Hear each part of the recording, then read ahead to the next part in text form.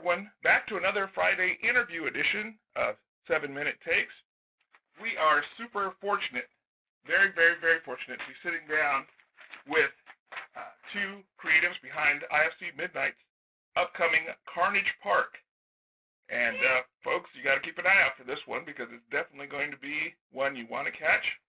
We are very, very, very fortunate to be sitting down with director Mickey Keating, as well as star Ashley Bell. Yes, and many of you will know Ashley from her great work on the LAST EXORCISM series. And we're very fortunate to be sitting down with both of them. I'd like to give a hearty 7-minute takes welcome to Ashley Bell and again, film director Mickey Keating. How are you folks doing today? Hello. Hey, how are you? Thank you so much for having us. Very happy to have you, and Ashley, just want to express on my end, and I'm sure a lot of my viewers and truly was a huge fan of the LAST EXORCISM series. Really loved your performances in both those movies. It's a very great honor to sit down and talk to you about this film, Carnage Park. And in starting with that, the performance, really a visceral, strong, physical, yet commanding performance. And I'm just curious, how did you get prepared for this, and what did you draw upon for what is really just a thrill ride experience and a great performance on your end? Oh, thank you so much. It's wonderful to talk to you. When I read the script, well, three reasons. One, Mickey Keating. Two, to work with Mickey Keating. Three, because I'm not playing a victim. Vivian is not a victim. And when I read the script, it was so unpredictable, and it just defied anything I was expecting, and it's a thrill ride. And it was a thrill ride filming it, and I think that's what audiences are going to see when they can check it out in theaters or on video on demand, is they can pack in and just go on this thrilling, suspenseful, terrifying as all hell trip through the desert in Carnage Park and experience it. What was awesome in terms of preparing is I got brought on about a month and a half before filming, and what I lucked into finding was that Mickey does a lot of rehearsal and preparation. So to have a chance to sit and talk with him and to work with Pat Healy and Alan Ruck and James Hebert and to kind of make eye contact and talk through the scene so that on the day we could just play and it could just get wild and we could see what would happen. That's what made doing this process so exciting and so thrilling on the other end of the camera. Yeah, it really does translate to the film. It's such a visually power-packed ride.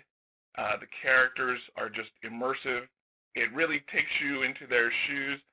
And Mickey, I have to ask, you can certainly see a lot of the of your touch points on the film. Of course, you quite directly thank Roger Corman not only in the credits, but of course in a lot of the materials that you have provided about the advance of the film.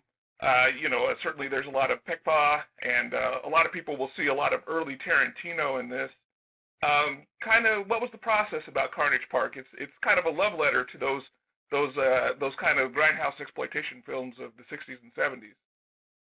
Well, I think, first and foremost, I'm a big fan of just cinema in general, and I think all of my movies I like to, have them in a sense, in the loosest way, as love letters to these films. So when I wrote this movie, I'm tremendously inspired by 70s stuff, and so I was really on, this bender of Tech Paul and Robert Altman, and, these kind of, California grimy survivalist films. There's a great, it's not based in California, but there's a great one called Southern Comfort that's just a fight for survival, a total blast, and obviously Deliverance. And so, I've always wanted to make something like that and tell my version. I'm a huge fan of The Most Dangerous Game, the novella. And, when I got the opportunity, it kind of all came together pretty quickly. But I think what was so exciting about I really just like to make movies that are very character-based and kind of, you can take a still from of the character and know what movie that's from. And this one was really the opportunity to make these sincere, larger-than-life type characters. So that was kind of the motivating factor, and then everything else fell into place as soon as I met Ashley and as soon as I met the other cast, and we just kind of made it our own in a way. Yeah, it is. In a sense, it's almost if people are familiar with the old grindhouse cinema type of film that you used to kind of get if you were a child of the 60s and 70s and even a little bit into the 80s, was that kind of visceral style. But it's a little bit more in depth, a little bit more of a characters driven piece. Almost like Texas Chainsaw Massacre with a brain or a plot, actually. Well, thank you. How did you kind of get a feel for the characters? It mentions that it's kind of loosely based on real events, but how much of that was at play, and how much of that was just the sheer creativity of what you were doing? Well, I think it is based on some true events, but I think it was really kind of important too, with especially Ashley's character, to kind of take it on and make it her own story and her kind of personal journey and fight for survival. And yeah, I think what's really important to me is all of these movies really inspire me, but I think when you try too hard to almost imitate a certain period or a certain subgenre of any film, you always run into the problem of it almost becoming too much of an inside joke in a way. And so, it was more important to use those as like reference points, jumping off points, and then kind of really expand from there.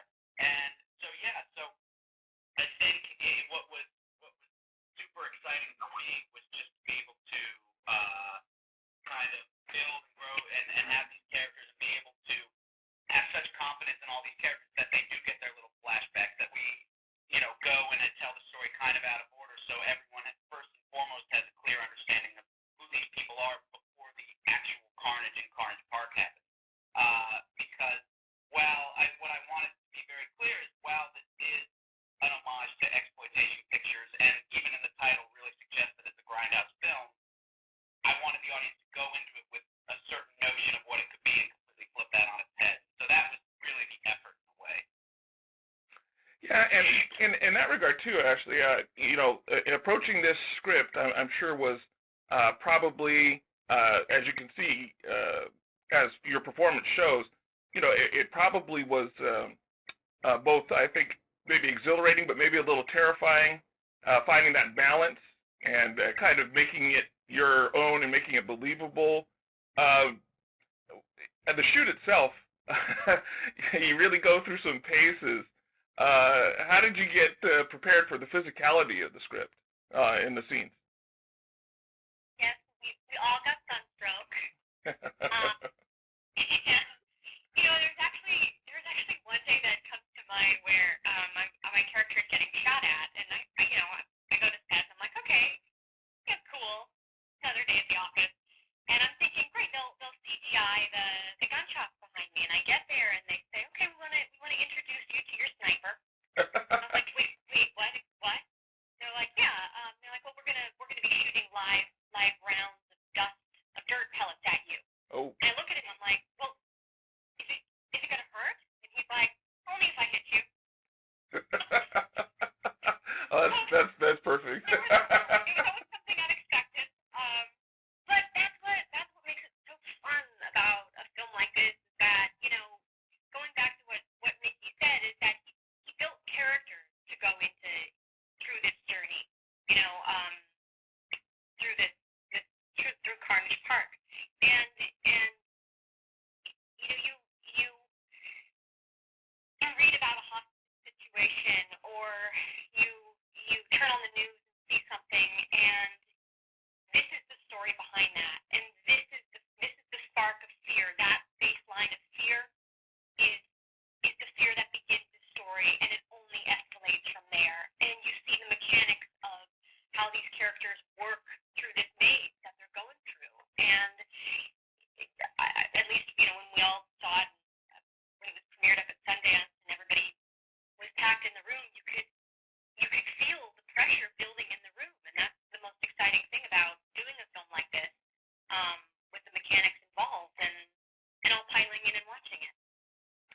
really is a thriller without a net in some regards in terms of how the presentation goes. And I must add that Ashley's Vivian Fontaine's rugged determinism makes what Bryce Dallas Howard does in Jurassic World look like a day at the beach. Just everything that you bring into the role, and just you can see how determined she is, even though she is really just kind of having to survive by her wits. And it's a survivalist movie without any tools, and it's really impressive. On that note, too, Mickey, together. Yeah, well, it really does. The impressive amount of running and jumping and surviving you do, and your costuming is amazing. So very, very much kudos on that end. I love that dress with all of my life. That was once I saw that dress, which is beautifully built for the film. It just so encapsulated the character. I was like, this is going to go through hell and back with me. Yes, I say. There are about 6 of those dresses everywhere, each in varying shades of blood. Yes. Big blood. Yes, it gets put through the paces. It really does. Like I said, anything Bryce Dallas Howard did in those high heel pumps in Jurassic World is pales in comparison. And Mickey, on that regard, in terms of the location shoot and getting that all together, the locations that you used were just fascinating. Can I ask where the principal photography took place? Yeah, we shot in a place called Acton, California. It's pretty far out past the valley, and we shot on this movie ranch, or a budding movie ranch rather. I think they have aspirations to become a movie ranch, where I think it's 100 so acres of just completely rough terrain in a way. And so we went there every day, and a majority of the shoot was actually shot on those sprawling kind of like landscapes. And so it was great in a way, because originally, like in the first draft of the script, I was going to have it be more like endless stretches of desert, almost like No Country for Old Men in a way, just like vast wilderness. But when we found that location, we scouted a lot for it, and it's actually a pretty big nightmare to shoot a movie in LA and also try to look like you're isolated. But as soon as we wandered upon that movie ranch, we just knew it was the place for us, and they were great. And they're called Koch's Movie Ranch, Koch, and they were just the most helpful people in the entire world. And really, without them, I feel like the shoot would have been 10,000 times more difficult and a lot less, energetic, because the conditions out there are tough. And I mean, it wasn't easy. The movie's 90% outside, and of course, like the day that I wanted my squid to go off, it started pouring rain in the middle of the desert, in the middle of California, in a drought. And we realized, like, if it keeps raining, we only have that cave scene. We don't have much else. And so, but that was part of the challenge, and I think that it's really easy to shoot things against a green screen, but when you do, and you go out, you really have Ashley Bell running at full speed as dust hits are going off by her feet. Like, it really shows in the movie, and there's a sincere kind of genuineness to it, so I wouldn't have done it any other way. Well, it really all blends together, the performances, the pacing, the scenery, the cinematography. Again, to make a comparison, if you could mash The Searchers with the Blair Witch Project, you'd have something very similar to what you're going to get in Carnage Park. Once again, the film itself will be appearing, it'll be actually the U.S. premiere, I believe, in New York and L.A. It will be available viewer on demand as well in the following week. Keep checking this space for all information. Many of you have had a chance to check out the trailer. Keep coming back here for further info on the film. Want to thank both Mickey and Ashley for their time and sitting down with us today. We really appreciate it. Thank you so much, guys. Thank you. Thank you. And again, everyone, keep tuned in to 7-Minute Takes. Keep checking on Age of the Nerd for any further updates on all things independent and genre. And again, keep checking out for information on Carnage Park. This is your host, Jason Malcolm Stewart. Really appreciate you coming in, and I'll catch you on the flip side.